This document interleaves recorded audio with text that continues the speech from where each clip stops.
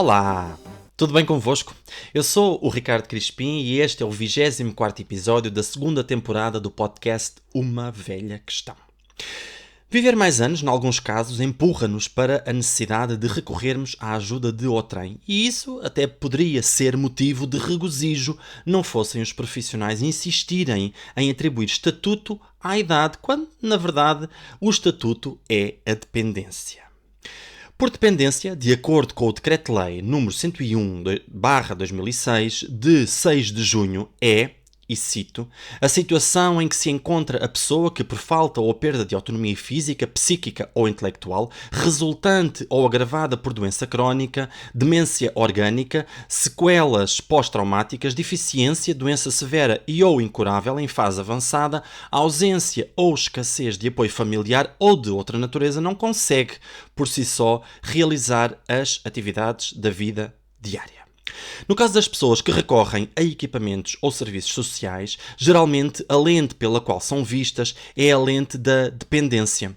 Este facto traz, não poucas vezes, a despersonalização dos cuidados. Cuidados esses orientados em função dos déficits e necessidades e menos nos interesses e no que pode provocar uma mudança estruturalmente positiva na vida das pessoas. Ora, enquanto alguns veem nas respostas que garantem apoio formal no domicílio uma solução menos pesada, talvez por manterem a pessoa no seu espaço, no seu bairro, entre os seus pertences, outros defendem que a resposta residencial coletiva, vulgarmente chamada de lar de idosos, deve ocorrer sempre como resposta de recurso.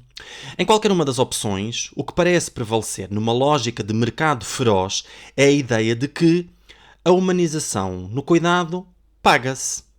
Como diz Dulce Maria Cardoso, na página 206 da sua recente obra literária Eliette, e cito, este tempo não é para velhos, pelo menos para velhos indistintos. Ou seja, se se tem dinheiro, a probabilidade de se ser melhor cuidada é maior, pelo menos é isso que prometem as estratégias de marketing que afirmam que o cuidado é personalizado e centrado na pessoa. Em contrapartida, as respostas menos caras, embora bem intencionadas, seguem muitas vezes uma etiqueta rígida de regras, horários e procedimentos mecânicos, justificada pela falta de recursos humanos e financeiros. E o que é que isto tem a ver com dependência? Quase tudo. As evidências científicas mostram que, embora não de forma taxativa, quanto maior é o grau de dependência da pessoa cuidada, maior a probabilidade de lhe ser prestado um cuidado padronizado. Ou seja, quanto mais uma pessoa precisa de cuidado, mais arriscamos a esquecer quem ela é. Posto isto, hoje, na rubrica Todos Somos Poucos, uma rubrica que criei recentemente para este podcast, convidei a enfermeira Patrícia Dias. A Patrícia é enfermeira com uma década de experiência no setor social, especializada em feridas complexas e maus tratos a pessoas mais velhas que necessitam do cuidado formal, sobretudo em ERP. É diretora executiva e fundadora da 100 anos, Centro de Apoio à Longevidade. É também formadora certificada e atualmente encontra-se a concluir o mestrado em Economia Social. Ora, convidei a Patrícia para nos ajudar a perceber como é que numa realidade geronto-institucional tão complexa, quanto é que custa implementar um cuidado humanizado numa lógica 360 e que transformações práticas são necessárias para garantir que esse investimento se traduza em ganhos concretos na vida de quem cuida e de quem é cuidado. Bom dia, Ricardo. Mais uma vez, muito obrigada pelo convite para participar no teu podcast Uma Velha Questão, que tem sido, sem dúvida, uma fonte de inspiração. A pergunta que me lanças é o desafio dos desafios. Quanto custa implementar um cuidado humanizado numa lógica 360? Pegando nesta primeira parte da questão, eu diria que custa tudo e não custa nada. Isto é, relativamente à questão do custo da implementação de cuidados humanizados, isto no que diz respeito ao cuidado centrado à pessoa, eu diria que legalmente nas organizações, nas estruturas residenciais para idosos e organizações acopladas, sejam públicas ou privadas, esta questão está amplamente explorada nas questões legais, ou seja, tudo o que diz respeito ao modelo de prestação de cuidados encontra-se discriminado legalmente pelas várias organizações que regem este tipo de instituições. Portanto, neste aspecto, eu diria que não custa nada para além do que implementar aquilo que legalmente já é exigido a estas organizações, seja a nível de cumprimento de rácios de recursos humanos, seja a nível de cumprimento da hierarquia organizacional, seja a nível de cumprimento dos modelos de planos de cuidados, PICs, PIIs, que estão previamente definidos. Portanto, nesta lógica de gestão da instituição, no que diz respeito à implementação de cuidados humanizados, nós temos já uma vasta panóplia de documentos legais que nos permitem efetivamente traçarmos aquilo que é o modelo de implementação de cuidados. Mas, para além daquilo que está legalmente pré-determinado ou pré-estabelecido, muito mais para além disso, ou seja, se nesta parte nós não temos propriamente um custo direto, porque esse trabalho já está realizado legalmente, legislado e documentado, nós temos uma segunda fase que é a implementação destas normas, destas diretrizes, desta legislação. Em torno disso, e também vamos aqui debater um bocadinho sobre a parte das transformações práticas, que transformações práticas é que são necessárias. Em torno disso, eu diria que há aqui duas questões muito importantes, na minha opinião, muito importantes, no que diz respeito às estruturas residenciais para idosos, e que talvez não seja diretamente um custo, mas eu diria mais uma mudança de visão, uma mudança de visão relativamente àquilo que é a gestão das estruturas residenciais para idosos, nomeadamente no que diz na visão da gestão por parte dos dirigentes do próprio setor, deste setor social em específico das estruturas residenciais para idosos. Nós temos que repensar o modelo de uma estrutura residencial para idosos num modelo de gestão organizacional / quase empresarial. Face a todos os custos existentes dentro das estruturas residenciais para idosos, é urgente nós pensarmos na profissionalização da gestão das estruturas residenciais para idosos. É muito importante que dentro da organização nós tenhamos recursos humanos capazes de exercer liderança, gestão, inovação e empreendedorismo. São 4 conceitos que eu vejo diariamente muito negligenciados neste setor. E principalmente nas estruturas residenciais para idosos. Compreendo que existem muitas dificuldades diariamente na prestação direta dos cuidados e na organização e gestão logística da estrutura residencial para idosos, mas o que me parece é que nós estamos a ter uma ótica fora daquilo que é a essência da estrutura residencial para idosos, ou seja, perguntas simples como: qual é o motivo pelo qual os idosos e as famílias nos procuram? Que tipo de serviços existem neste momento nas estruturas residenciais para idosos? Que tipo de serviços não existem nas estruturas residenciais para idosos? Que tipo de serviços existem, mas não são solicitados ou não são desenvolvidos ou aproveitados pelos nossos utentes dentro das estruturas residenciais para idosos? Ou que tipo de serviços não existem e que seriam uma mais-valia dentro das estruturas residenciais para idosos? Portanto, esta visão de gestão da estrutura residencial para idosos parece-me um custo, e não me parece um custo porque efetivamente os recursos humanos já têm que existir, portanto já está pré-determinado que existe o diretor técnico ou o diretor-geral dentro das estruturas residenciais para idosos, e o que me parece é que estes membros devem efetivamente ter uma visão de gestão organizacional muito apurada dentro destes conceitos que eu falei anteriormente, da liderança, do empreendedorismo e da inovação. Quando nós falamos em estruturas residenciais para idosos, é fundamental nós pensarmos que o principal objetivo de uma estrutura residencial para idosos é a prestação de cuidados a uma população considerada vulnerável, que é que procura a organização, que será esta população mais velha, estas pessoas mais velhas.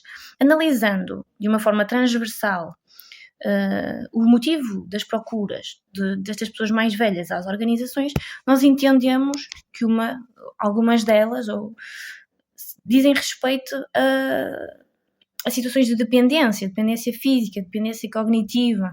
Portanto, se estes são os principais serviços que as nossas famílias e os nossos idosos procuram, nós devemos construir equipas, recursos humanos capacitadas para isso. E até aqui eu tenho uma opinião que a formação já é alguma coisa obrigatória. No fundo, é nós termos a capacidade de entendermos que tipo de formação é mais proveitosa para os nossos recursos humanos e com âmbito, com que objetivo de qualidade, ok?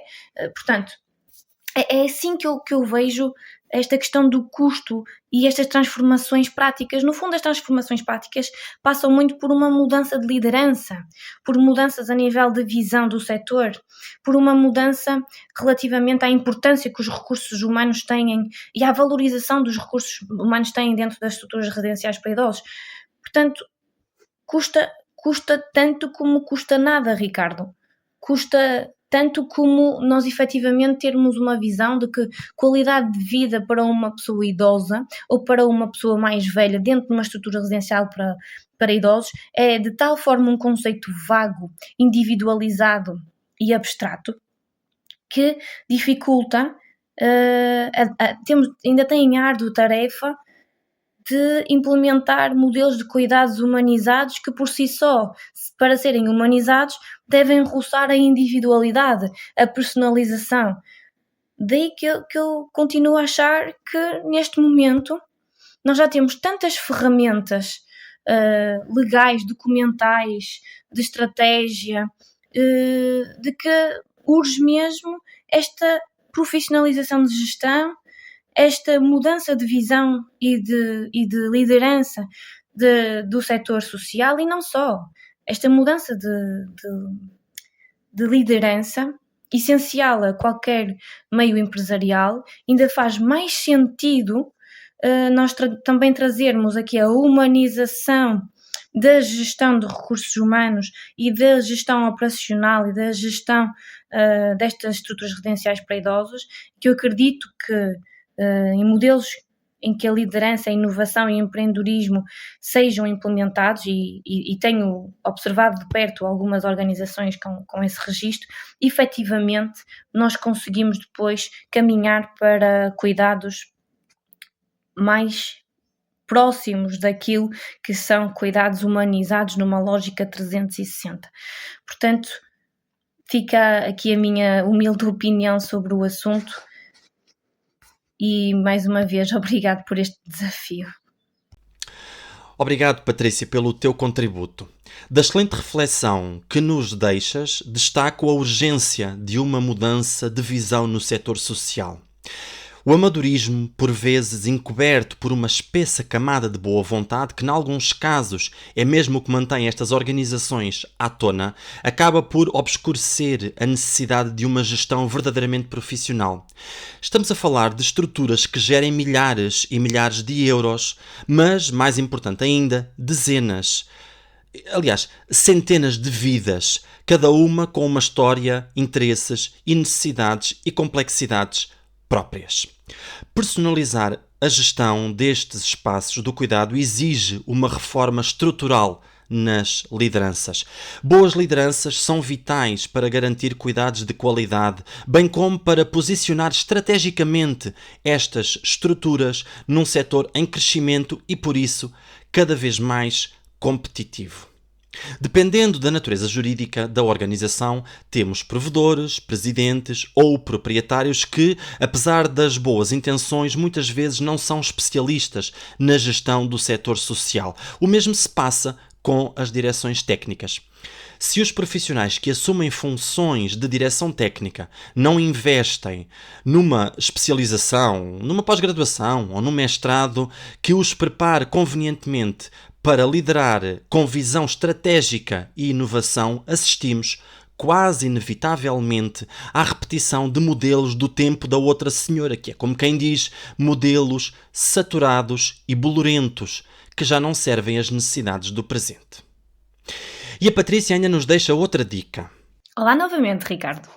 Bem, como acho que te enviei uma versão um bocado com uma visão economista, empresarial da questão que me colocaste, eu venho-te trazer aqui um pedacinho da minha visão como enfermeira, que me parece talvez uma visão que pode dar aqui uma fusão interessante se quiseres aproveitar também esta visão no que diz respeito às transformações práticas. Há aqui uma questão na implementação dos cuidados humanizados e do custo que isso traz. Eu volto a dizer que não custa nada. Isto porquê? Se efetivamente nós passarmos a nossa ótica do cuidado humanizado dentro das estruturas residenciais para um modelo centrado na pessoa, que é isso que se pressupõe no modelo de cuidado humanizado, significa que toda uma equipa de estrutura residencial para idosos deve focar-se na individualidade, na personalização. Isso implica que os nossos planos de cuidados sejam dirigidos à pessoa e não estejam voltados para as tarefas. Portanto, esta transformação, quanto é que custa a uma organização? Volto a frisar, não custa nada, porque os recursos humanos já lá existem. Voltar um modelo de prestação de cuidados para a pessoa ao invés da tarefa exige mais recursos humanos? E eu atrevo-me a dizer que não. Exige, na maior parte das vezes, uma mudança de visão de toda a equipa de recursos humanos da estrutura residencial para idosos. É caricato nós observarmos e considerarmos que quando nós trabalhamos à tarefa, quase como num modelo fabril, dentro de uma estrutura residencial para idosos, que poupamos tempo e que com isso reduzimos custo. Isso é uma falsa sensação de verdade, é uma falsa sensação de segurança. Na verdade, o que nós fazemos às pessoas mais velhas dentro das estruturas residenciais para idosos, quando nós implementamos modelos baseados na tarefa, é, sem dúvida, aumentarmos custos. Como assim? Aumentarmos custos, dizem vocês. Aumentarmos custos sim, porque quando nós trabalhamos à tarefa, inevitavelmente nós negligenciamos vários aspectos que a pessoa mais velha necessita. Não estamos capazes de observar, de ouvir, de estar com a pessoa mais velha institucionalizada dentro daquilo que ela realmente deverá precisar. E com isto é muito fácil nós sermos promotores de dependência física e cognitiva mais rapidamente. E com isto, quando uma pessoa mais velha é mais dependente, inevitavelmente os custos são muito superiores. Portanto, consome mais horas de cuidados, consome mais recursos técnicos, consome mais recursos materiais. Portanto, o custo acaba por ser muito elevado. A implementação de um modelo de prestação de cuidados centrados na pessoa, ao invés de centrados na tarefa, é uma transição que mais o que pode custar às organizações é formação. E, novamente, voltamos à tal questão de que a formação já está subentendida como um custo dentro da gestão da organização. O que importa é nós voltarmos uma formação efetiva, prática e transformadora naquilo que diz respeito a modelos de prestação de cuidados centrados na individualidade da pessoa idosa e institucionalizada. Cuidar de pessoas e não apenas cumprir uma cartilha de regras e costumes institucionais. Segundo a Patrícia, esta mudança não exige mais recursos, mas sim outra visão. Uma visão que compreenda que os modelos centrados na tarefa aumentam os custos associados ao cuidado. E porquê? Porque promovem a dependência. Dependência é essa que faz aumentar o esforço físico dos profissionais, o consumo de recursos materiais e o número de horas em tarefas que, com apoio adequado, poderiam ser realizadas pelas próprias pessoas mais velhas, promovendo a sua autonomia e independência. E para terminar, a Patrícia oferece-nos uma verdade de lapalice, daquelas que são óbvias, mas que tantas lideranças continuam a ignorar. A formação. Formar, formar, formar. Todos, sem exceção. Até as lideranças. Imagine-se. Por hoje é tudo. Eu volto no próximo episódio do podcast Uma Velha Questão para mais uma conversa com quem pensa, questiona e desacomoda o nosso olhar sobre os envelhecimentos e as velhices. É bom saber que estão desse lado. Obrigado pela vossa paciência, pelas vossas opiniões, por me obrigarem a pensar. Comentem, partilhem e até breve.